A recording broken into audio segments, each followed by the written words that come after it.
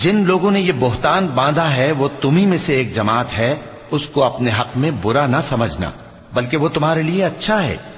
ان میں سے جس شخص نے گناہ کا جتنا حصہ لیا اس کے لیے اتنا وبال ہے، اور جس نے ان میں سے اس بہتان کا بڑا بوجھ اٹھایا ہے اس کو بڑا عذاب ہوگا۔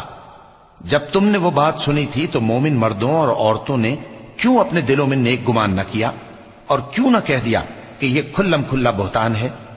یہ بہتان لگانے والے اپنی بات کی تصدیق کے لیے 4 گواہ کیوں نہ لائے؟ تو جب یہ گواہ نہیں لا سکے تو اللہ کے نزدیک یہی جھوٹے ہیں۔ اور اگر دنیا اور آخرت میں تم پر اللہ کا فضل اور اس کی رحمت نہ ہوتی تو جس شغل میں تم منہمک تھے اس کی وجہ سے تم پر بڑا سخت عذاب نازل ہوتا۔ جب تم اپنی زبانوں سے اس کا ایک دوسرے سے ذکر کرتے تھے اور اپنے منہ سے ایسی بات کہتے تھے جس کا تم کو کچھ بھی علم نہ تھا، اور تم اسے ایک ہلکی بات سمجھتے تھے، حالانکہ اللہ کے نزدیک وہ بڑی بھاری بات تھی۔